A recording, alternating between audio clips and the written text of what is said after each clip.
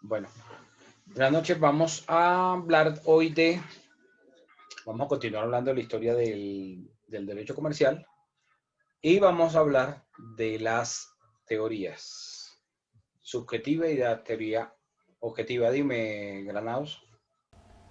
Profe, era para que nos había dicho que a primera hora iba a mirar lo de los grupos, de asignarlos del grupo. Nosotros que Continuando, vamos a hablar de las teorías subjetivas y las teorías objetivas dentro de ese recuento de la historia del derecho comercial. Entonces, el derecho comercial, recuerdan que dijimos que inició su regulación en la Edad Media. Entonces, en esa época, cuando inició su regulación, existía la teoría subjetiva. Y la teoría subjetiva se trata que el derecho comercial es ejercido por determinadas personas, es decir, tiene en cuenta el sujeto. O sea que no todo el mundo puede ejercer el comercio, según la teoría del derecho subjetivo. Posteriormente, cuando se da la Qué pena, información... Dime. qué pena, profesor, molestarlo. ¿Usted podría volver a repetir el concepto que dio? Es que casi no le escuché.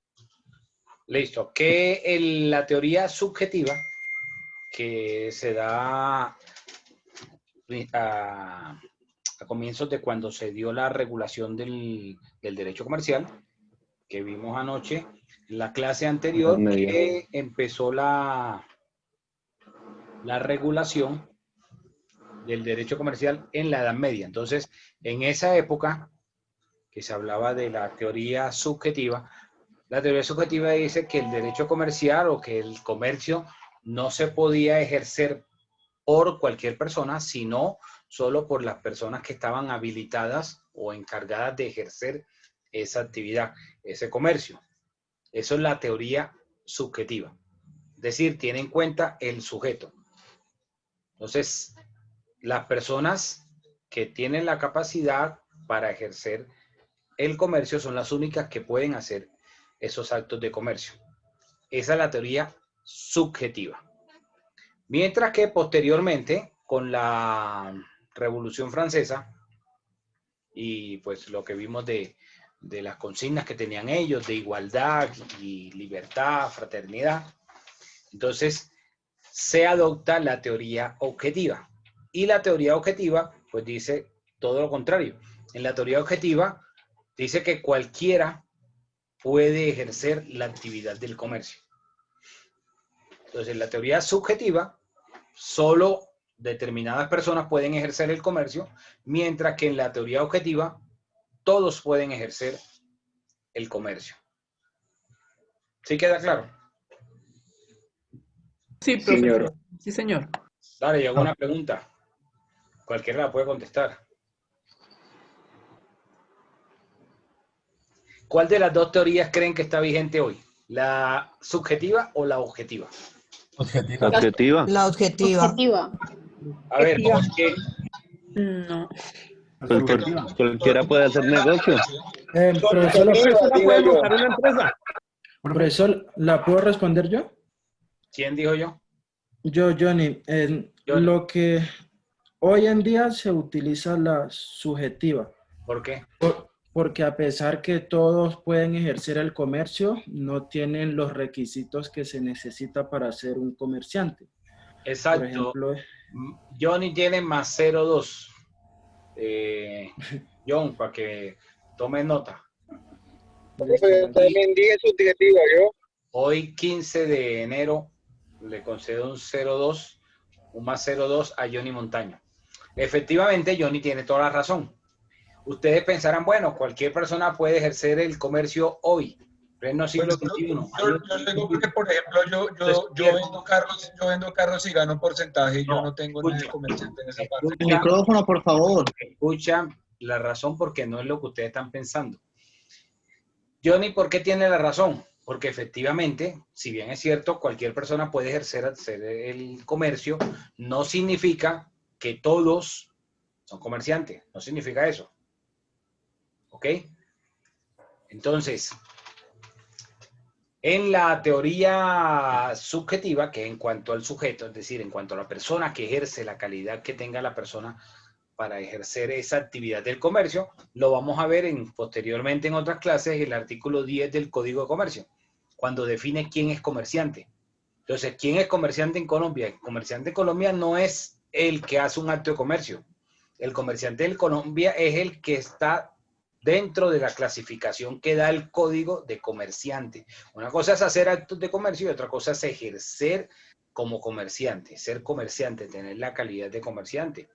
Eso lo veremos en clases posteriores, la próxima semana. No voy a adelantarme mucho a lo que vamos a hablar en esa clase, pero si miramos la definición del artículo 10, entonces nos vamos a dar cuenta que en Colombia los comerciantes cumplen con unos requisitos. Es decir, cualquiera puede aspirar a ser comerciante. Artículo 333 de la Constitución Política. Cualquiera puede, pero ¿son comerciantes todos los que hacen los actos de comercio? No. Los que no cumplen con lo que dice la norma no son comerciantes.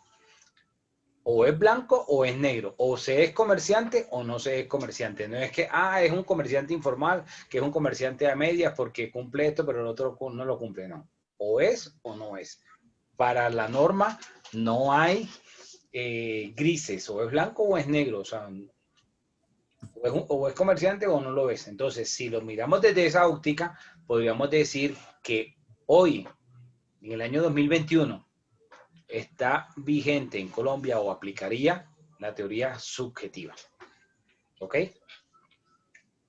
Iba a preguntar algo, Oscar. No, básicamente iba a responder que si no estamos legalmente formados, registrados en la Cámara de Comercio, no tenemos esa potestad o esa facultad de ser comerciantes.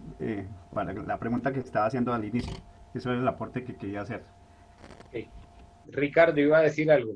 Ricardo Guzmán. No, pues ya, tranquilo, sí, es cierto, es subjetivo, yo no peleo, ya lo explico muy bien, profesor. Después miraremos más adelante que una cosa es ser comerciante y otra cosa es hacer actos de comercio. Cuando miremos cuáles actos considera la ley que son de comercio, cuáles actos no son de comercio, ¿sí? Ahí de pronto van a ir entendiendo un poco más esa parte. Pero en este momento, lo que quiero que quede claridad es sobre la teoría objetiva y la teoría subjetiva. Profe, ¿puedo leer lo que dice el artículo 10 del Código del Comercio? Sí, puede leer el artículo. Capítulo 1, calificación de los comerciantes, artículo 10, comerciantes, conceptos y calidad. Son comerciantes las personas que profesionalmente se ocupan en alguna de las actividades que la ley considera mercantiles. La calidad de comerciante se adquiere aunque la actividad mercantil se ejerza por medio de apoderado, intermediario o interpuesta persona. Eso es lo que dice. Persona bancaria, circular externa 007 del 19 de enero de 1996, título 2, capítulo 1. Ok, gracias. Entonces, miramos ahí el artículo 10 del Código de Comercio, nos define quiénes son comerciantes. Bueno, el derecho comercial, aparte de estas teorías, también tiene unas características.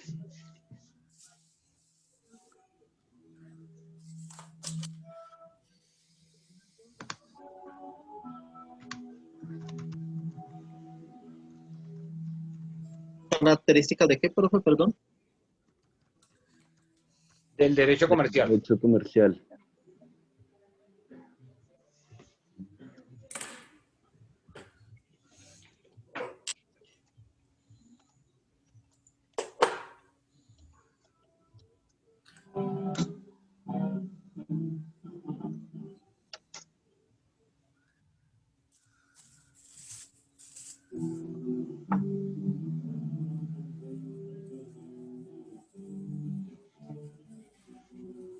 ¿Alguien tiene el micrófono prendido? Profesor, le hago una pregunta. ¿Hay algún país que se rija bajo la teoría objetiva? Normalmente los países tienen la subjetiva, porque pues comerciante no va a ser cualquiera, va a tener que cumplir Los los requisitos. requisitos. Ok. Entonces, miramos que una de las características Profesor, ¿le puedo hacer una consulta? de, Y, por ejemplo, los chinos que su comercio es, supuestamente lo hacen en barcos, Ujú. ¿es subjetivo o es objetivo? No, igual, sigue siendo subjetivo. Profe, ese tipo de trabajo se llama sobre plataforma y creo que lo hacen los chinos para no pagar impuestos a China sobre lo que es el mar, ¿no? Eso lo vamos a hablar más adelante, pero Exacto. no necesariamente son chinos. Profe, una Recuerda que pregunta. las grandes marcas, que ustedes habrán visto las grandes marcas que hay de ropa, de calzado, de joyas, de todo eso, pues tienen, digamos, fábricas en la China por la mano de obra. O hacen la manufactura en la China, en el sudeste asiático o en la India por costos. Entonces, no son necesariamente de allá de la, de la China. Pero ellos son los que hacen, que los que les fabrican a ellos, Lo que a hacen las, es que a las grandes marcas. la mano de obra, la manufactura, Exacto. Ujú. y es por una relación de costos de la parte de, de la mano de obra, que es mucho más económica. Y también, profe, también creo que estas grandes empresas también hacen una aclaración directa de qué parte realizan la manufactura. Bueno, voy a hablar de una marca X que yo utilizo y me sale, una dice Made in Turquía, otra Made in China y otra Made in Italia. Entonces, pero siempre da el reflejo de pronto digo yo, no sé, porque yo le pregunté al asesor y me dijo que es con base de pronto a la calidad de la prenda pues, que uno compra. No sé qué tan cierto será. Depende del lugar donde lo compres. Por ejemplo, hace como un año larguito en Madrid compré, ¿han visto la marca Zara? Sí, Sí, profe. señor. Bueno, compré en Zara un suéter y era más caro que en Italia, la misma marca. Y los productos, por ejemplo, que venden en España de esa marca son hechos en Bangladesh. Y los que venden en Italia son hechos creo que en Turquía. Entonces, dependiendo del país donde se haga la manufactura, Es el valor. digamos por la parte arancelaria, así va a reflejarse en el costo. Entonces, no necesariamente porque sea de mejor calidad en un sitio o sea de una calidad inferior en el otro, porque al final lo que se vende ahí es por la marca y la marca pues necesita unos estándares de calidad mínimo. Entonces, no podrían darse el lujo de que bajar la calidad porque iría digamos, en detrimento de la propia marca como tal. Entonces, ahí digamos, lo que influye son esos factores del lugar de fabricación por los costos que le pueda generar a la misma marca producir en un país o producir en otro. Pero no significa que la calidad sea inferior en un lugar o en otro lugar sea inferior.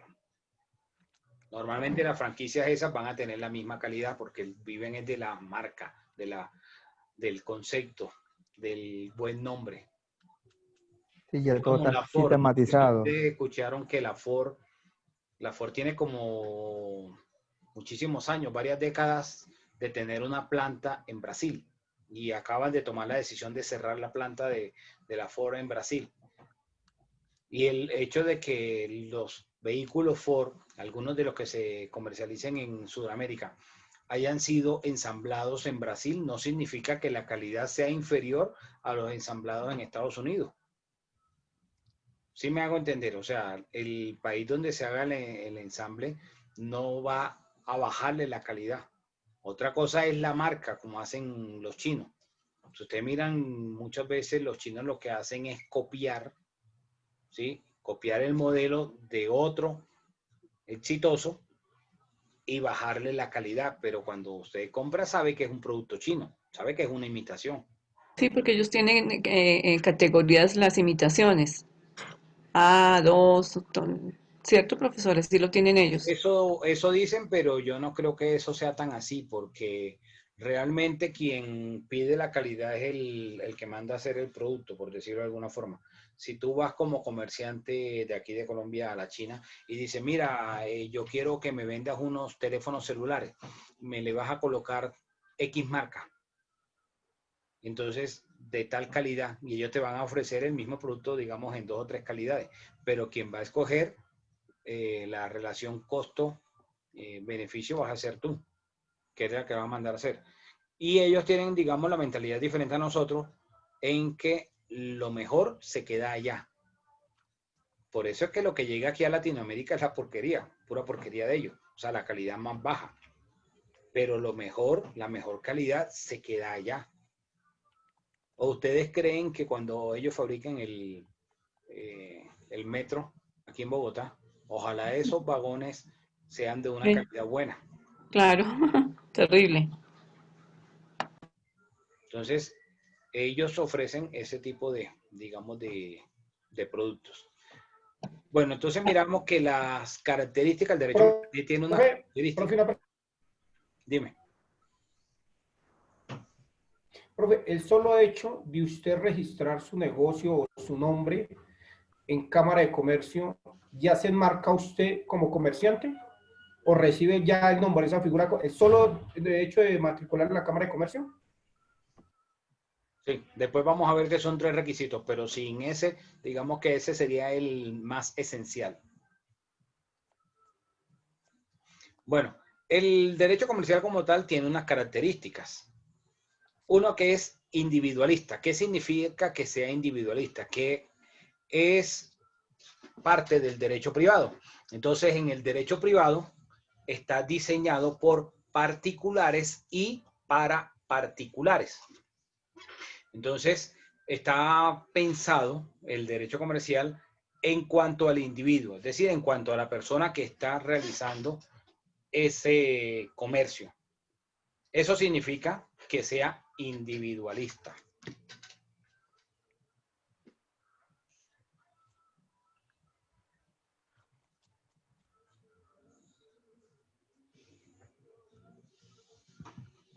No interviene el gobierno.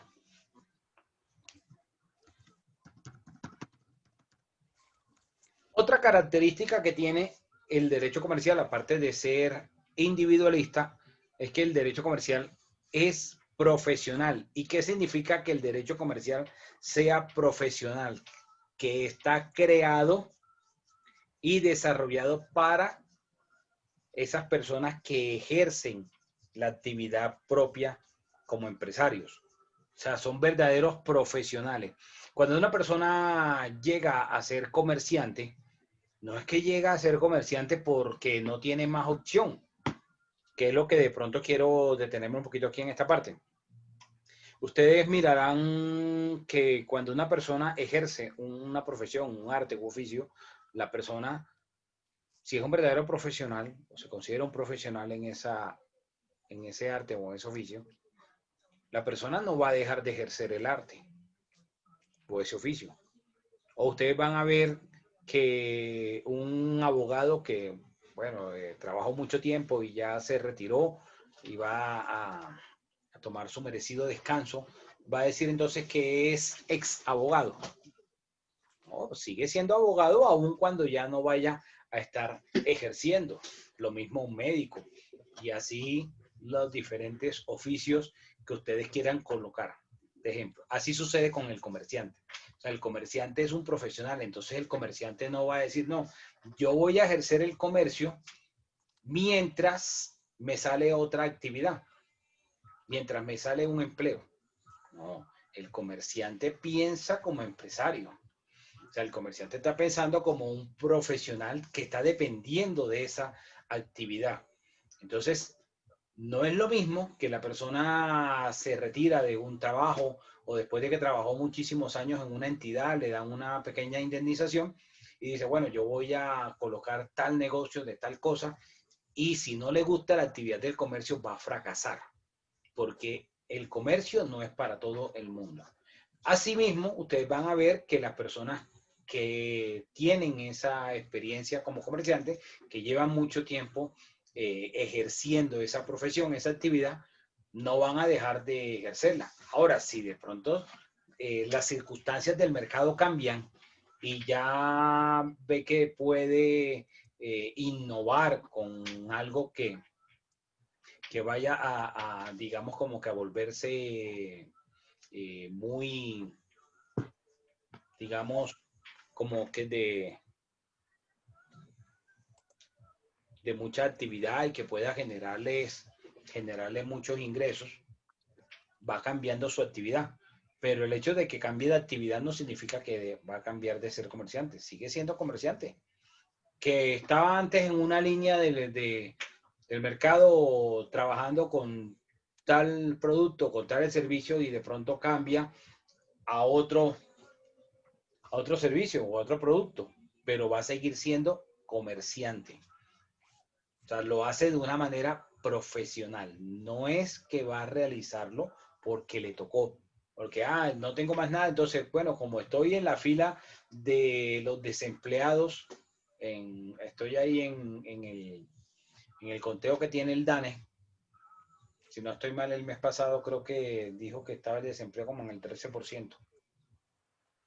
Entonces, estoy dentro de esas cifras, desempleado. La única forma que tengo es ejercer el comercio. Si la persona lo hace desde ese punto de vista, es decir, voy a ejercer el comercio mientras me sale una vinculación en una empresa, la persona realmente no es comerciante.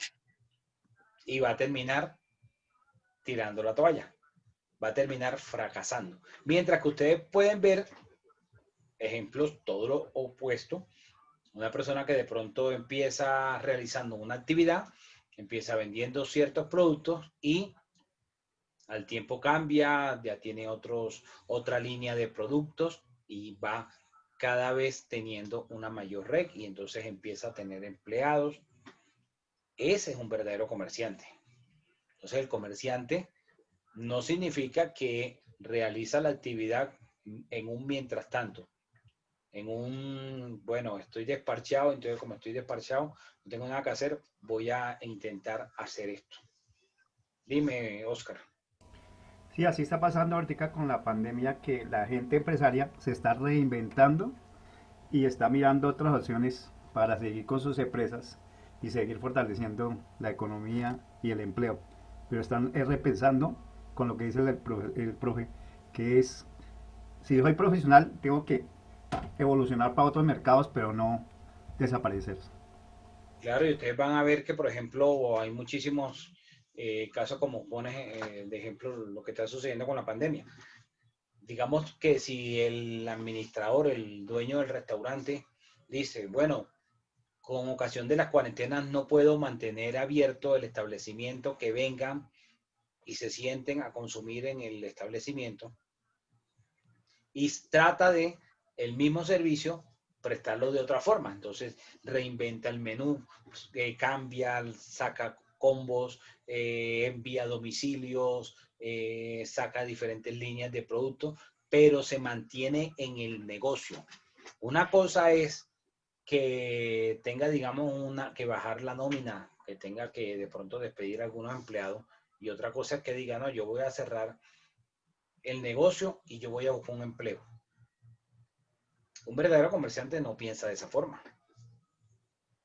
Entonces, esa parte es importante que podamos entenderla, de que es profesional porque está pensado para personas profesionales. O sea, que el que llega ahí a ejercer el comercio no es que llegó porque le tocó, porque no tiene más opción y es lo que de pronto le puede resolver en ese momento. Otra característica es que el derecho comercial es consuetudinario. ¿Qué significa que sea consuetudinario? Que sea consuetudinario significa que se basa en la costumbre. Significa que constantemente el mercado va avanzando. Pero una cosa es la dinámica del mercado y otra cosa es la legislación. Y voy a poner quizás un ejemplo que es un poco polémico, pero entiéndanlo desde la óptica de la costumbre. Ustedes han visto que ha habido un gran despliegue, quizás en los últimos 10, 15 años, de las aplicaciones en los teléfonos móviles, en los celulares. Y muchos servicios que estábamos acostumbrados a ver de otra forma han migrado hacia estas plataformas y han, digamos, como que cambiado el concepto. Y eso hace parte de esa, digamos, de esa forma de pensar del comerciante. Entonces, una cosa es que vayan cambiando las circunstancias del mercado y otra cosa es que la ley se vaya actualizando. Porque cuando llega la regulación, cuando normalmente llega y se hace la legislación para el asunto, ya lleva mucho tiempo en el mercado esa situación. Entonces, mientras no hay norma para aplicar, ¿en qué se basa? Se basa en la costumbre, porque vamos a ver más adelante que la costumbre es una fuente formal del derecho comercial. Pues también, profesor, comienza a avanzar lo que estoy viendo es que se está perdiendo también, por ejemplo, la forma de pago ya no va a ser en efectivo, sino que ahora por el celular también manejamos nuestras cuentas bancarias y va a desaparecer el papel moneda, por lo que estoy viendo dentro de muy poco tiempo. Porque la costumbre, lo consuetudinario en las aplicaciones. Sí, yo creo que por el Bitcoin y demás, el Mirage, tantas monedas que están saliendo, entonces yo veo que sí puede que esté pasando, ¿no? El rulo oro, el yuan virtual. Hay muchas monedas virtuales, ¿sí? Profe, Pero referente a lo que... Ok, qué pena. Lo que más digamos, lo que tienen más en contra es que no tienen una reserva. O sea, están en el aire. Yo sé que el Bitcoin ahorita está disparado. Un Bitcoin vale, creo que más de $50,000, algo así, un Bitcoin. Más de $45,000. Uno solo. Entonces, eso ha hecho que vaya aumentando y las proyecciones es que llega a costar como $200,000 un Bitcoin en el mediano plazo. Pero hay una diferencia de esas monedas virtuales con cómo se maneja la moneda en todos lados, en todos los países. Todos los países tienen su moneda o su dinero que circula basado en reservas. Antes las reservas estaban en oro. Por eso los que son más o menos contemporáneos conmigo, mayorcitos que yo, se acordarán que los billetes antes decían, por ejemplo, 1,000 pesos oro. Así es. ¿Y por qué decían 1,000 pesos oro? Porque esos 1,000 pesos estaban respaldados en oro que tenía el Banco de la República, que es el banco emisor, el Banco Central. Entonces, hace muchos años, hace 20 y pico de años aproximadamente, de la década del 90, las reservas dejaron de ser en oro para tenerse las reservas en dólares. Entonces, todos los gobiernos tienen reservas en dólares, en los bancos en el exterior. De ahí que de pronto ustedes habrán escuchado que había con las sanciones que puso el gobierno de Donald Trump al régimen de Maduro y entonces no pueden hacer ciertas transacciones y que tienen por allá en Inglaterra un oro decomisado. Es precisamente por eso, porque las reservas son en moneda extranjera, en dólares. Aun cuando sigue circulando el oro no se mantiene ya como un respaldo del papel que circula o de la moneda circulante.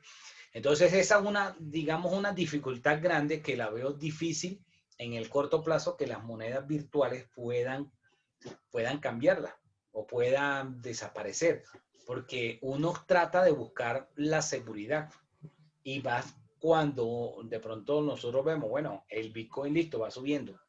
Sí, si tú tienes 200 milloncitos, vas y los inviertes en Bitcoin, pero tú no tienes nada que te respalde eso. Es muy volátil Hoy la tienes moneda, ¿no? 200 millones. Pero, profesora, hay algo porque, Ella por puede ejemplo, bajar.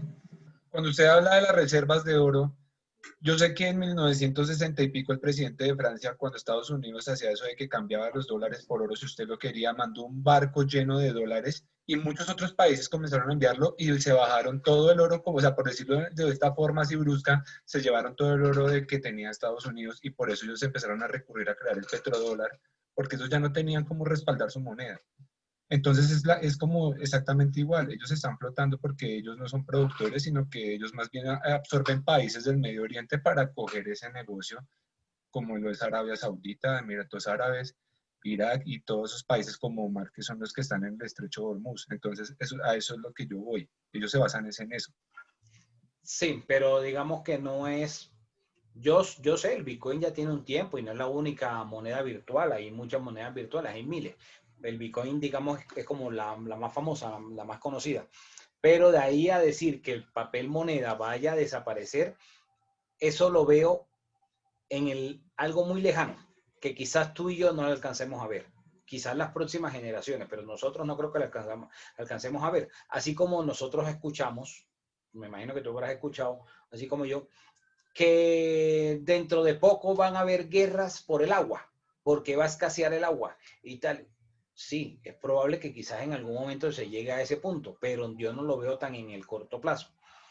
Entonces así sucede con el papel moneda, que abunden, digamos, las transacciones en línea y que hayan aplicaciones. No sé si ustedes saben que hay un banco virtual aquí en Colombia que se llama Nubank.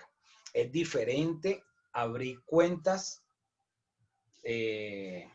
virtuales en los bancos que tienen presencia física, como los bancos comerciales, los 23 bancos comerciales que ustedes conocen, que el Bancolombia, que el BBVA, que Avevillas, que Colpatria. Todos esos bancos ya le permiten a uno hacer la apertura de una cuenta en línea, ¿cierto? Pero uno tiene que ir y depositar el dinero.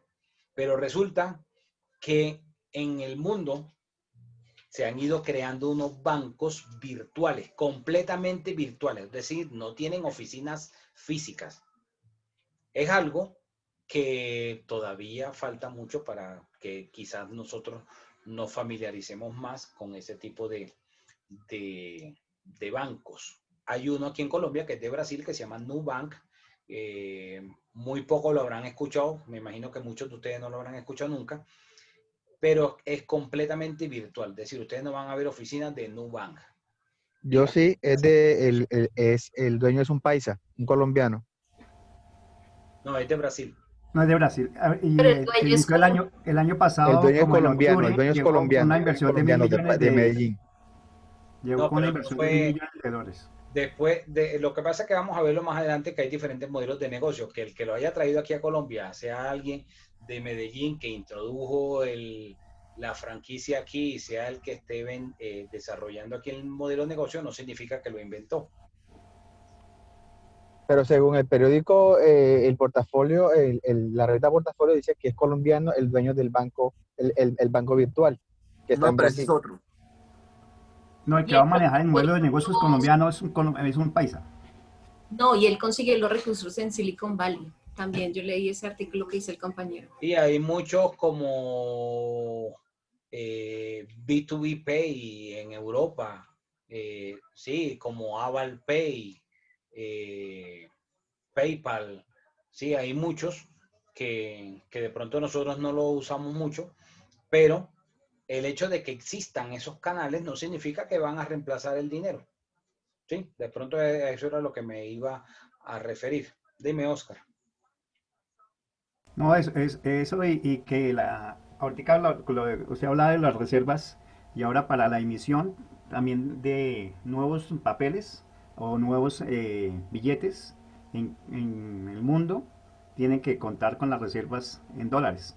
O sea, estoy con la tesis del profe de que es muy difícil que se acabe el papel moneda, el papel físico, por así evolucione la tecnología y la parte virtual nunca se va a acabar por la misma idiosincrasia, la misma cultura que tenemos y que eso nunca lo va a reemplazar. Y miren, por ejemplo, el caso venezolano. Tienen el papel moneda. Y ustedes ven que de pronto para hacer una transacción allá con la devaluación, con la hiperinflación que tienen, para comprar cualquier cosa, si lo pagan en papel, en moneda de ellos, es un fajo de billetes grandísimos para un solo producto. Pero eso es producto de la devaluación. Porque entonces, ¿de qué sirve que circule el billete si no hay fondos? ¿Sí? Por muchísimos factores. Entonces, todo eso es como, digamos, algo muy complejo a veces de entender esas políticas macroeconómicas. Pero a lo que iba era que, como parte de ese ejercicio o de esa característica que es consuetudinario, vamos a ver que en el derecho comercial se va a realizar muchas actividades que no van a estar reguladas en la norma y que posteriormente van a tener la regulación. Pero el hecho de que no esté regulado no significa que sea ilegal o que no tenga cómo hacerse valer. Y era a lo que iba, en los ejemplos que iba a poner de las plataformas digitales como por ejemplo Uber.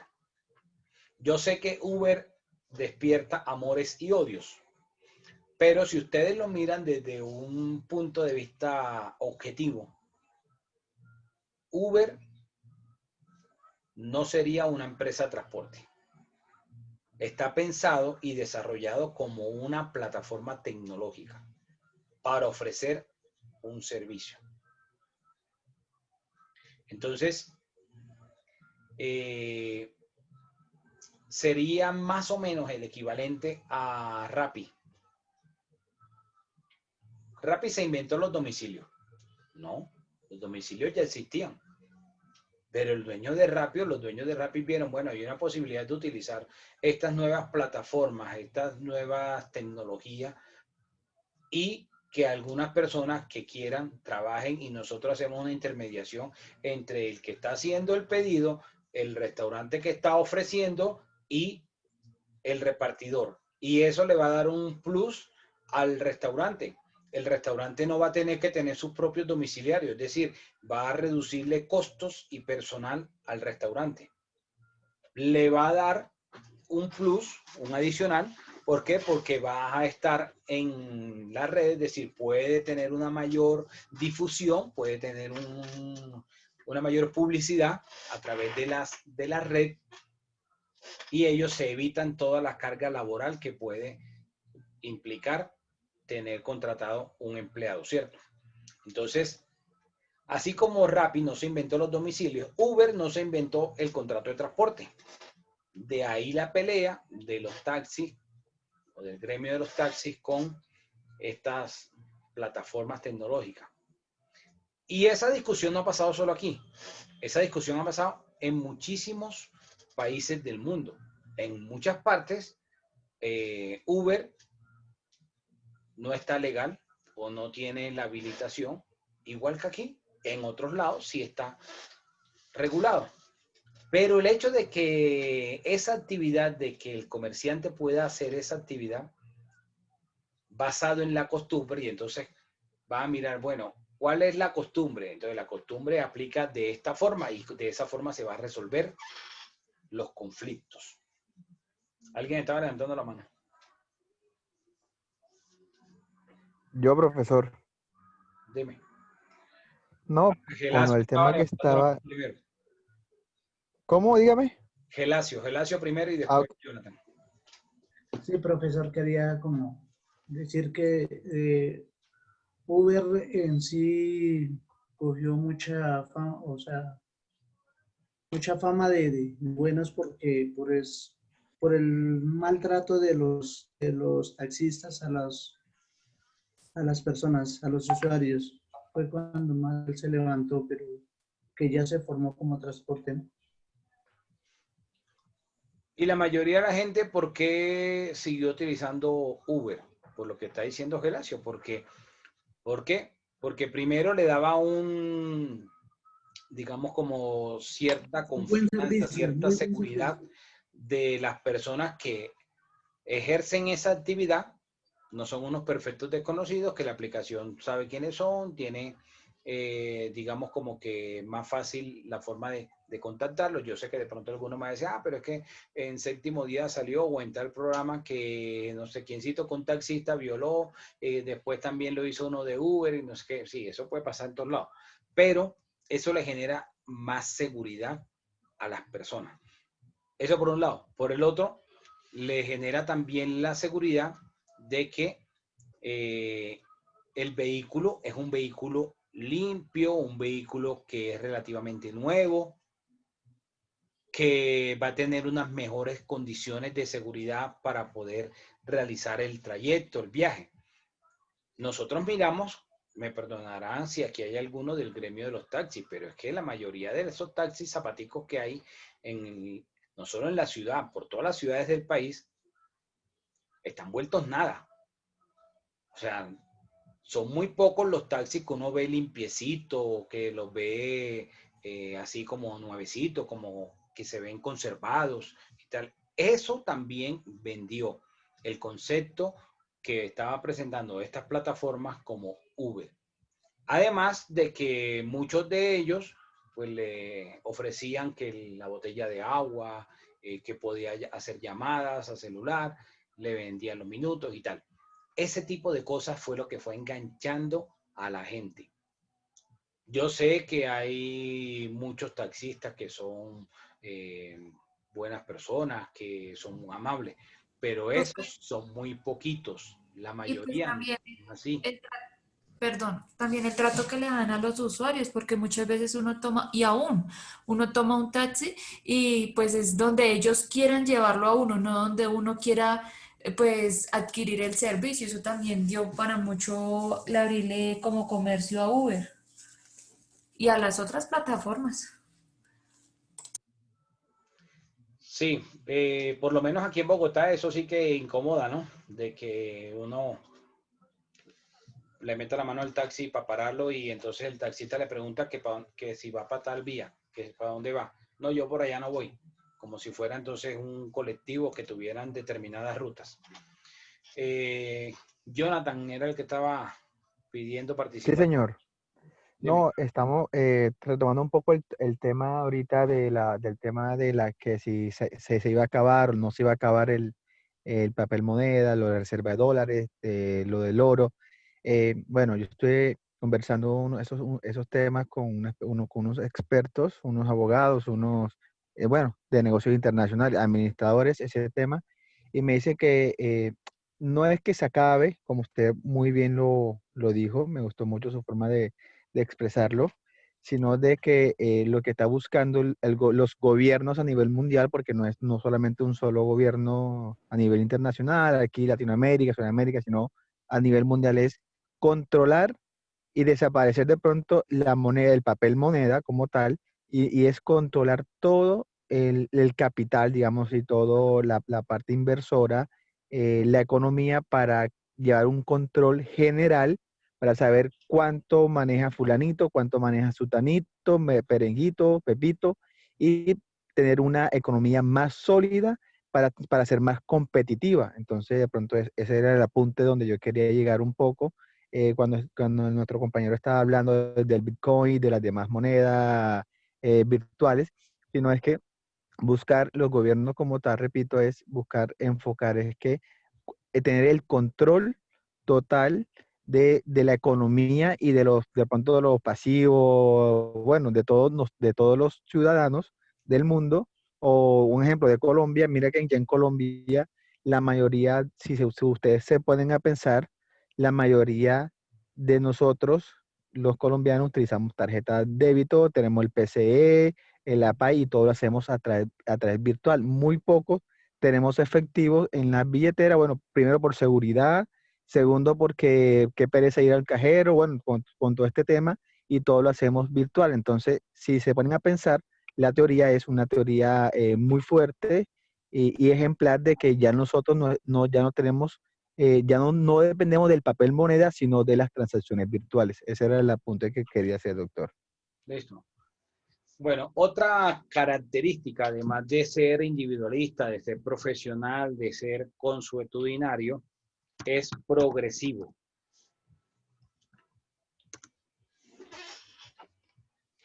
Ojo, progresivo, no progresista. Profe, ¿puedes repetir, porfa? Es que no te entendí.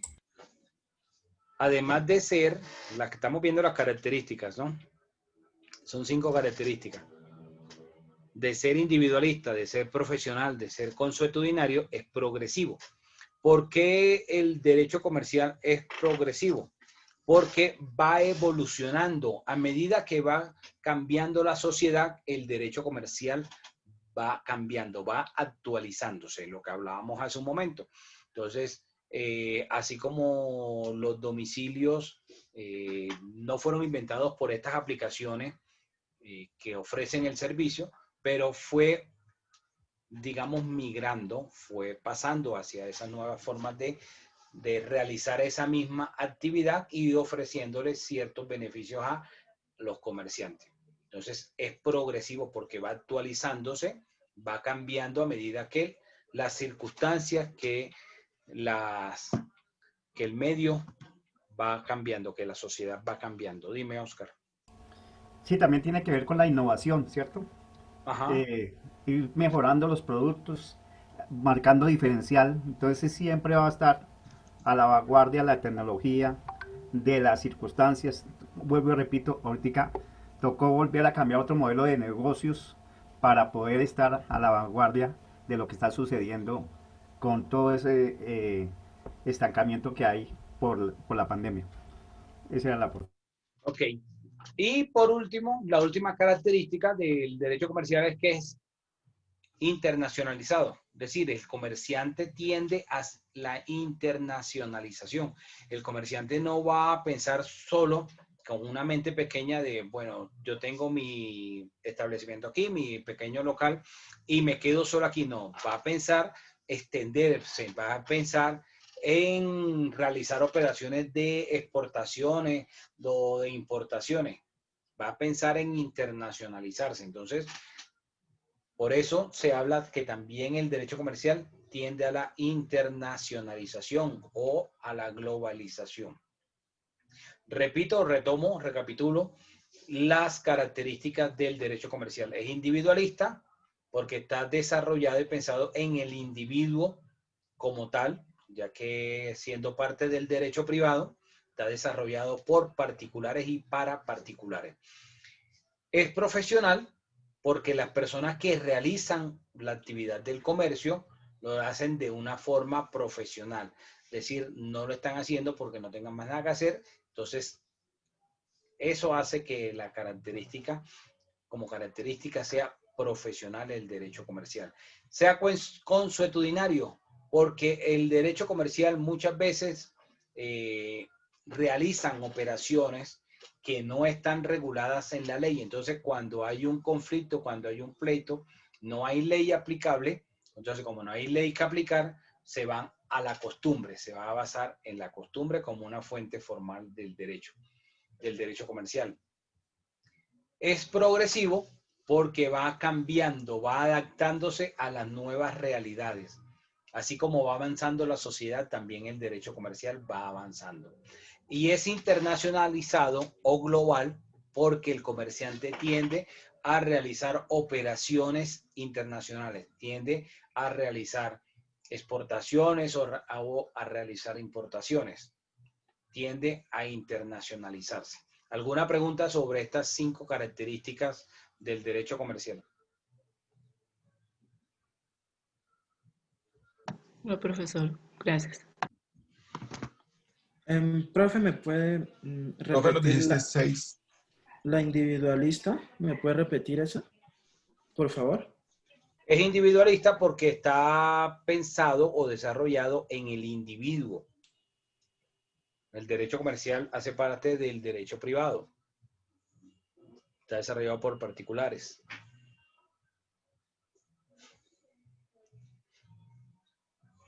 ¿Alguna otra pregunta? Profe, qué pena, nos dijiste fue 6 características, no 5. ¿Cuál? Nos diste 6 características, no 5. No, dijo 5. No, 5, dijo 5. Individualista, profesional, consuetudinario, progresivo, internacional. Ah, sí. Bueno, seguimos. El derecho comercial tiende a relacionarse con otras áreas del derecho, como por ejemplo con el derecho administrativo. ¿Cuándo decimos que el derecho comercial se relaciona con el derecho administrativo? Por ejemplo, cuando el comerciante necesita de ciertas licencias o ciertos permisos y pues tramitar esos permisos se va a regular por el derecho administrativo. Con el derecho civil, para desarrollar la actividad, el comerciante muchas veces realiza contratos. Dentro de los contratos que realiza el comerciante, muchos no están regulados. Entonces, esos contratos atípicos o innominados que no se encuentran en la norma, la forma de interpretarlos va a estar reflejada en los principios generales del libro de contratos que tiene el Código Civil. Entonces, ahí hay una relación del derecho comercial con el derecho civil. Relación del derecho comercial con el derecho laboral. El comerciante, para desarrollar su actividad, necesita empleados. No significa que el comerciante tenga que ser el todero, que tenga que ser el que hace todas las actividades en el negocio, en el establecimiento. Entonces, dentro de esa relación que tiene con los empleados, va a tener que aplicar las reglas o las normas que tiene el derecho laboral, como por ejemplo pagar las prestaciones sociales que exige la ley, el tipo de indemnizaciones que exige la ley cuando hay un despido sin justa causa y todo eso. Ahí esa es una relación que tiene el derecho comercial con el derecho laboral. Asimismo, también el derecho comercial tiene relación con el derecho penal, por ejemplo, cuando el comerciante puede incurrir en una actividad que la ley considere y es un delito, una conducta punible. Por ejemplo, la norma, el Código Penal dice que el comerciante no puede acaparar un producto. Si hace el acaparamiento, incurre en un delito. ¿Y qué es el acaparamiento? Sacar del mercado el producto o ciertas cantidades para generar la sensación de escasez del producto. Entonces, cuando se genera la escasez del producto, viene la ley de la oferta y la demanda. Entonces, sube el precio. Entonces como subió el precio porque hay escasez y entonces el gobierno tuvo que autorizar que se importara X cantidades o X toneladas de ese producto, entonces ese comerciante que había guardado el producto, luego va, lo saca y lo vende. Eso se llama acaparamiento. Generar esa sensación de escasez. Acaparar no es que yo voy y compro como lo vimos de pronto en los memes, de que iban las personas y compraban una cantidad de papel higiénico cuando empezó la cuarentena. Eso no es acaparamiento. El acaparamiento es el que hace el comerciante, que el comerciante saca el producto del mercado, no lo vende y lo esconde. De pronto ustedes vieron un ejemplo que pasó con Molinos Roa, con los productores de arroz allá en el Tolima. Escondieron el arroz, X toneladas de arroz, el gobierno autorizó porque entonces no había suficiente arroz en el mercado y el precio se estaba disparando, estaba subiendo el precio. Autorizó la importación de arroz, creo que fue del Ecuador o del Perú, y cuando el gobierno autorizó que empezó a entrar esa importación, ellos sacaron otra vez su producto porque ya el precio estaba más alto. Eso es un delito que se llama acaparamiento. Dime, Gina. Artículo 297 del Código Penal. Con respecto a eso, digamos en el derecho penal, por ejemplo, en el caso de Uber, es una actividad prohibida, pero el gobierno tributa o recibe unos tributos. No, o sea, ahorita de pronto... Lo de Uber no es delito. No, o sea, a lo que hoy es que los carros, o bueno, los dueños de los vehículos eran inmovilizados porque era una actividad prohibida. Es que una cosa son las infracciones de tránsito, el Código Nacional de Tránsito Terrestre Automotor, y otra cosa es el Código Penal. Cuando hablamos de delito es porque está en el Código Penal esa conducta considerada como un delito. Pero pueden existir contravenciones como la que están mencionando del Código de Tránsito, que eso no tiene el carácter de penal. Los delitos dan cárcel. Ok. Ricardo. Nosotros dan sanciones. Profesor, pues yo vi eso respecto al acaparamiento en la cuarentena que nos pasó obviamente el año pasado desde marzo, si no estoy mal, creo que fue. Y entonces yo lo que veo es que yo estaba mirando, por ejemplo, en la revista Economics estaban hablando que el año pasado fue un excelente año para la cosecha a nivel mundial en todos los sectores. Y obviamente, pues como todo negocio, ellos tienen que tener cierto margen de ganancia en sus cosechas. Como no pudieron adquirir ese margen de ganancias, ellos también, este año se habla en esa revista que va a haber cierto, ahora sí en realidad vamos a vivir una escasez de productos porque como no hubo ganancias y también vimos campesinos regalando sus productos y hasta botando leche y demás porque la industria hotelera y demás no pudieron consumir sus productos como lo hacían habitualmente cada año. Entonces ya no había tampoco ese margen de ganancia para las cosechas tan grandes que se estaban haciendo. Entonces decían que este año sí en realidad va a empezar a haber una escasez de alimentos y un incremento muy alto en todo lo que es, y para no acaparar, sino que iba a ser una realidad. Sí, pero el acaparamiento es porque está en el Código Penal. Después lo miraremos en la exposición de competencia desleal. Sí, artículo 297. Entonces, además de la relación con el derecho penal, el código o el derecho comercial tiene relación, por ejemplo, con el derecho ambiental. ¿Cuándo tiene relación con el derecho ambiental? Cuando miramos que para realizar ciertas actividades el comerciante necesita, por ejemplo, licencias ambientales. Por ejemplo, la explotación de una mina. La explotación del carbón. ¿Cómo? ¿Lo del carbón, profesor? Sí, y así hay muchísimas. En el Bajo Cauca antioqueño, allá en Antioquia también hay, creo que La seguro. madera también creería yo. Sí, también.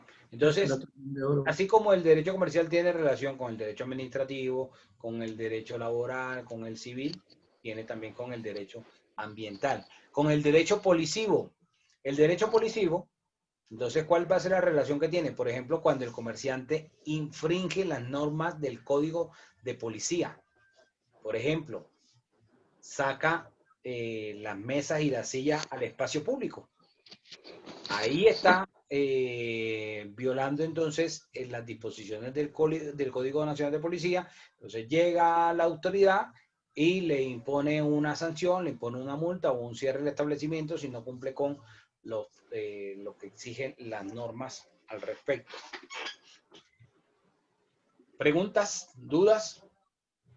Profe, qué pena, yo no entendí ¿cuál es el de con el administrativo? ¿Cuál es la relación? Con el administrativo, cuando necesita para ejercer, por ejemplo, cierta actividad, necesita de licencias. Perfecto, gracias.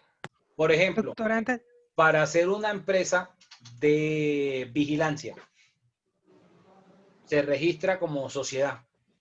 Se registró, tiene su registro mercantil y no basta solo con tener el registro mercantil.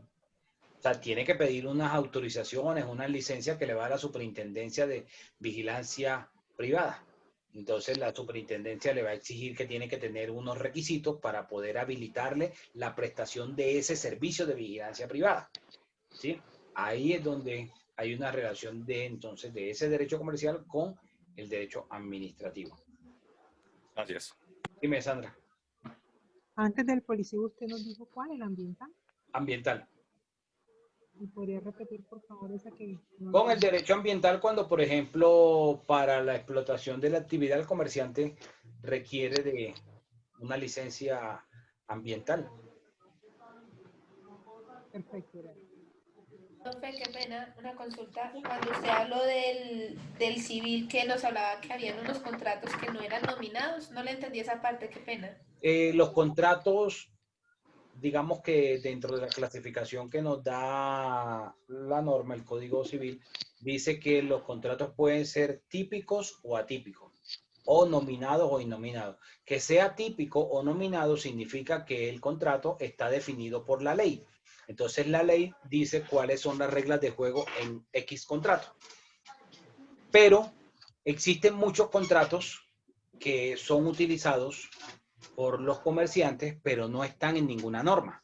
No hay ninguna ley que lo regule. Por ejemplo, el leasing. ¿Qué es el leasing? El leasing es un arrendamiento con una opción de compra al final. Todo el mundo lo conoce. El arrendatario paga una mensualidad y al final decide si compra o no compra la cosa. Eso es el leasing. Pero el leasing como tal no está regulado en la ley. Entonces, así como el leasing, pueden existir muchos contratos que vaya a utilizar el comerciante que no estén en la ley. Y ahí es donde ellos adaptan esos contratos a sus necesidades, y esos contratos van a estar amparados por los principios generales del Código Civil. Profesor, ¿puedo hacer una consulta? Dime. Profesor, pues no sé si vaya con el tema, pero pues está hablando comercial, ¿sí? Ajá. En el municipio donde yo soy es de los 10 municipios que han realizado consulta minera de Jesús María. Aquí hay... ¿Señor? Lo de Santurbán. No, ese es de los 9 municipios, a nivel nacional. Este municipio es uno de los que le dijo no a la minería, o sea, hizo una consulta minera, ¿sí? Una consulta popular. Una consulta popular en Jesús María. Lo que pasa es que aquí hay una empresa, o se quiere conformar, o quieren conformar una empresa para explotar, sí, una mina, pero eso es piedra de la que uno conoce aquí como rajón, ¿sí? Como piedra para arreglar la vía. En este momento... Una cantera. Una cantera, esa es, una cantera.